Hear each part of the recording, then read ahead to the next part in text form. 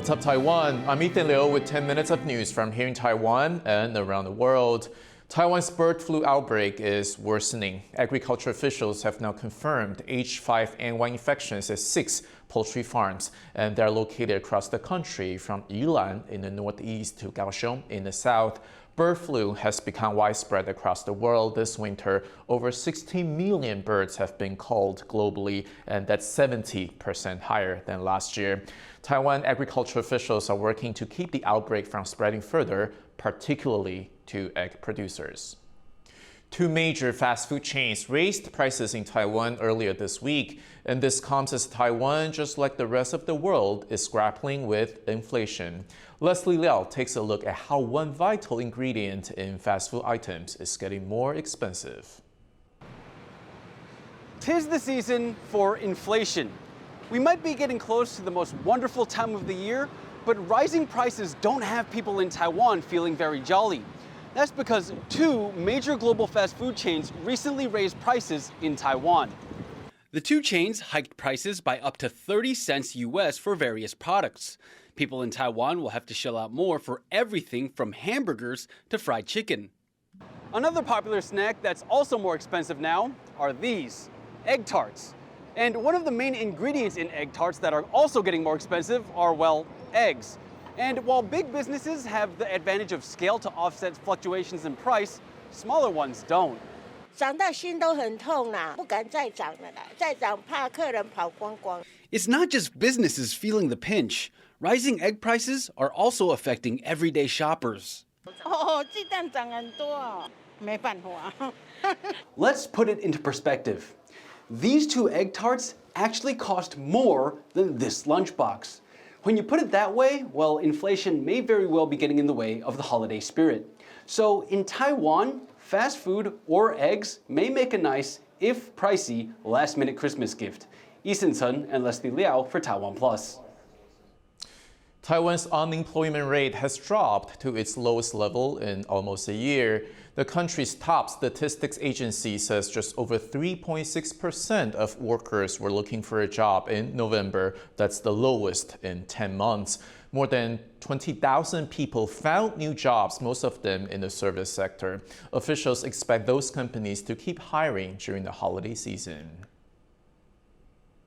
A cold front is approaching Taiwan just in time for Christmas. The Central Weather Bureau says temperatures in Taipei and the north of the country could drop to as low as 6 degrees Celsius this holiday weekend, with occasional showers expected. In central and southern Taiwan, daytime temperatures should reach the high teens. One of the most unusual libraries in all of Taiwan is the Pingtung County Library. It is built to reflect the forest and is home to an indigenous slate house. Andrew Ryan gets an inside look today in part 2 of Where's the Pingtung County Chief Taking Us. A public library that reflects the forest, a fashion show on one of Taiwan's oldest city walls, and award-winning tree-to-bar chocolates. These are just some of the things you'll find in Pingtung, at the southernmost tip of Taiwan's main island. 如果我只有一天只能去一个地方的话，你会建议我去哪里？如果是一天，我建议在屏东市，你才会了解屏东在这个地方里面的丰厚的文化底蕴。不管到胜利新村，或是到县民公园，在1909年那时候日治时期的糖厂。 我们去把它挖掘，像庞贝城一样埋在地底下37年哈，那我们就慢慢把它挖出来，然后变成全世界最夯的一个公园。 Perhaps the most stunning place I visit in Pingtung is the county library. Tucked inside this award-winning design, you'll discover the fragrance of coffee. It's the first public library in the country to house a cafe. 在老的建筑融入了新生命，变成最美的森林的图书馆。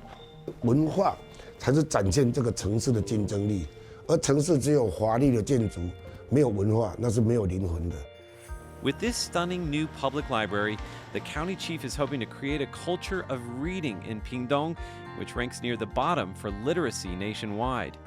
The unique design contains elements of the local indigenous people, including a traditional slate house embedded on the 4th floor. The library is also completely digital. There's a drive-through book return, and they've created a network of libraries in 33 towns and cities across the county so that you can borrow books online and return them by mail. All of this is to encourage people to read. So what about the people you'll meet during your trip to Pingtung? Who better to ask than the county chief, who was born and raised in the coastal town of Chechen. 屏东的特质就是屏东人比较阿萨里比较豪爽，比较土质，比较热情，就像我的纬度，永远多一度。希望你体会更多的屏东。我要先跟你提醒，屏东的土地很黏，你会被黏住哦。好，我很乐意被黏呢。One of the biggest challenges to Pingtung becoming a tourism capital is the fact that it's so hard to get to, but that means it's also hard to leave. Now, the Pingtung County government has also become very good at turning obstacles into opportunities. They've taken the seasonal winds that drive people away and made them the focus of an arts festival. They've transformed a dilapidated military village into a design destination. And they've infused an ordinary library with natural light and a rich spirit, creating a space that would make anybody want to read. Now, in the past, most people thought of Pingtung as a place to spend a day or two at the beach, but today it would take 100 suns and 100 moons to see everything that Pingtung has to offer. That was Andrew Ryan with Alex Chan, Kama Xu, and Peachy Zhuang, and you can watch the full episode on YouTube and our website, TaiwanPlus.com. Saturday is Christmas Eve, and Santa is getting ready for his annual one-night trip around the world with his reindeer and sleigh. But he has already shown up in many different countries with all sorts of transportation this December. Our reporter Sandy Chi takes a look.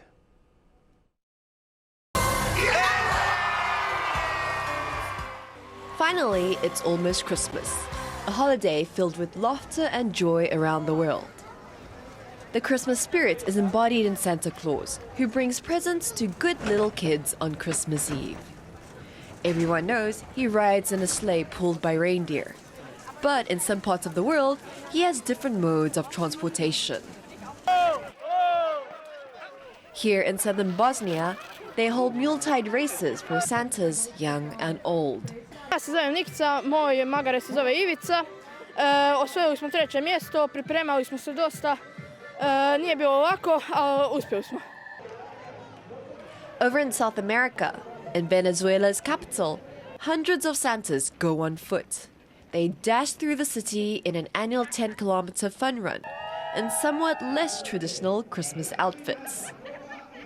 Bueno, el día de hoy estamos aquí compartiendo con la gente para cerrar el año en lo que es la carrera de Santa, y la idea pues es motivar a los participantes, a todos los competidores, los que vayan a caminar, los que vayan a correr, y que puedan compartirse, tomar fotos con personajes típicos de la Navidad, como son los cascanueces, el Grinch.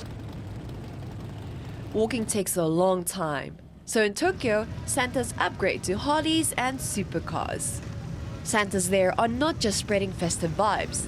They joined a campaign against child abuse, donating candies and toys to around 350 children. 児童虐待のそういう防止する運動があることを初めて知って、やっぱり自分の子供がいる身として、痛ましい虐待の事件とかを少しでも防止できたらなって、その力添えできたらなと思って参加します。 Now, of course, as Santa travels around the world, he'll need to cross lakes, rivers, and even oceans.